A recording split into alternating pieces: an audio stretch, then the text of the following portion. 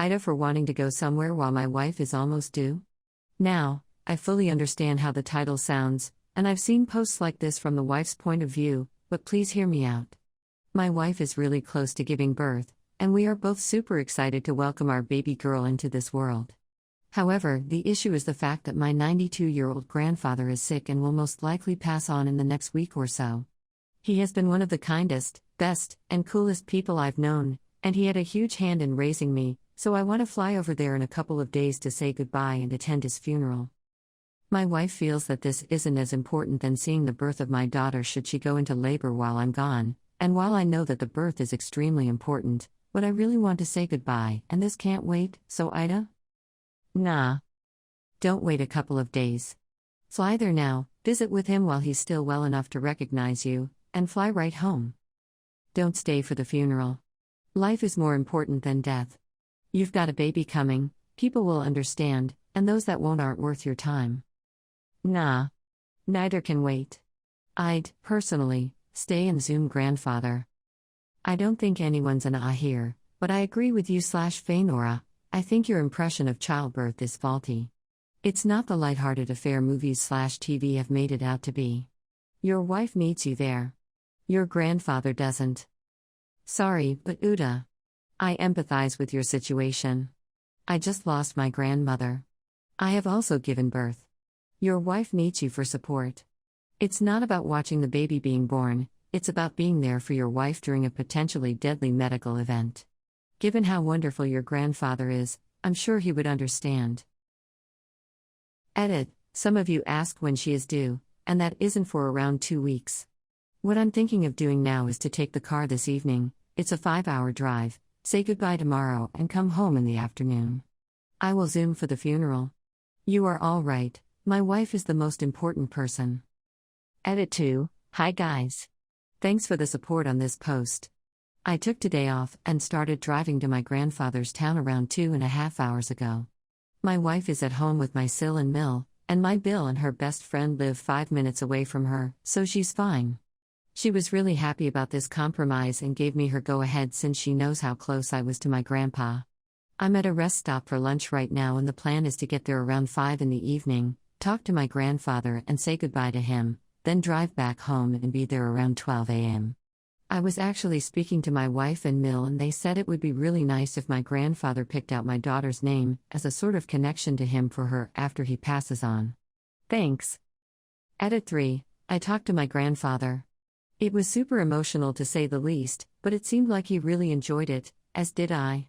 I asked him about naming my daughter, and though he refused and said it wasn't his place at first, he eventually gave us our baby girl's name.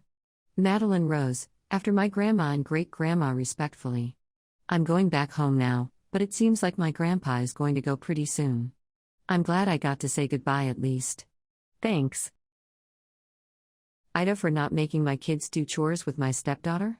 When my wife and I got engaged we agreed we needed consistent rules for our household for all 3 kids, my 11F and 6M and her 9F. We each changed some of our rules to create a fair compromise. Most of my rules were stricter than hers, so many of my rules got chucked and some stuff was added to hers. We were in full agreement when we all moved in together. One rule: it was hard for my stepdaughter to adjust to his chores. My kids have been doing them most of their lives. They clean their own rooms and work together to clean their shared bathroom. They help cook dinner and they each have one night a week where they have to sweep and take out the trash. My kids complain to me that stepdaughter hates cleaning the bathroom and always cleans really slow, forcing my kids to either do most of the work or be in there forever. I decided that was unfair.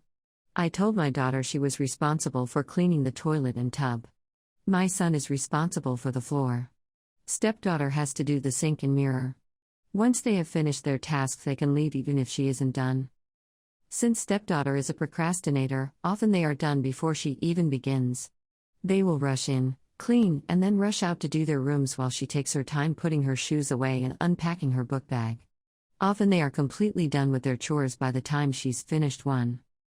Stepdaughter is really upset by this. She says it is unfair. Last night she started bawling because she didn't finish her chores and got no dessert, the agreed upon consequence.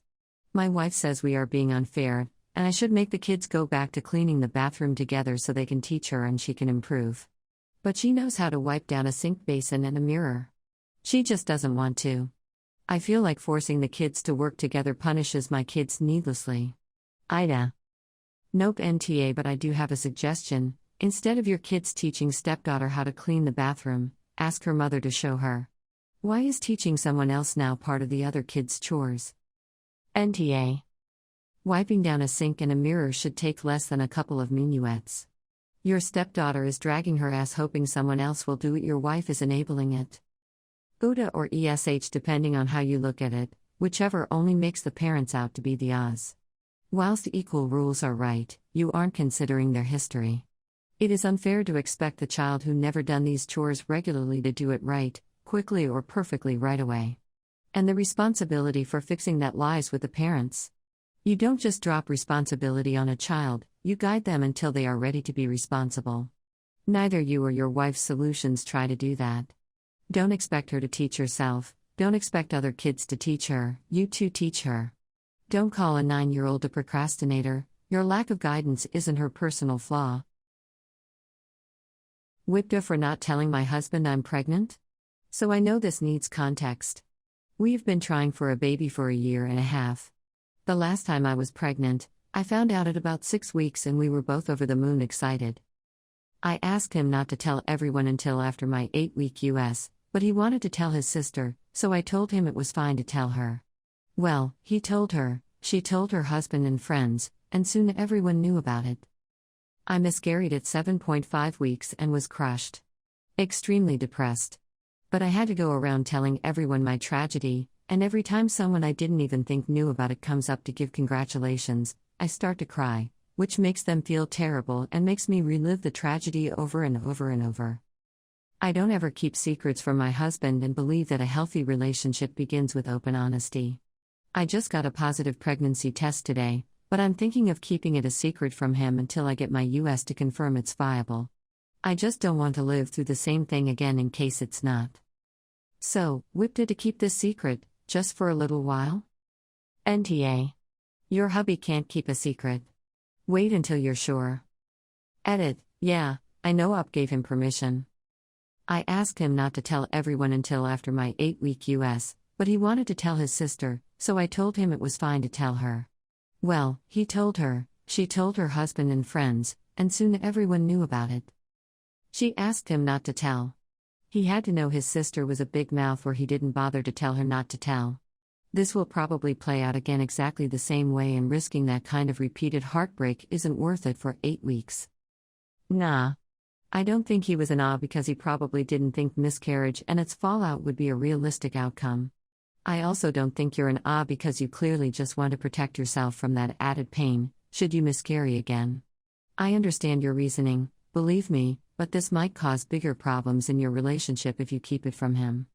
I would tell him, but have an honest conversation about what happened last time and how you really want to keep this private until a certain benchmark, like until you hear a heartbeat or 12 weeks or whatever. Give him a chance to build the trust. Slight UTA. You need to tell your husband, but make it very clear to him that you don't want anyone else to know until a given time. If things go well, you will be able to share your joy together, and otherwise, he will be able to support you. From your post, he only told after you gave the okay, so I don't know that this is a matter of him not keeping a secret, but his sister.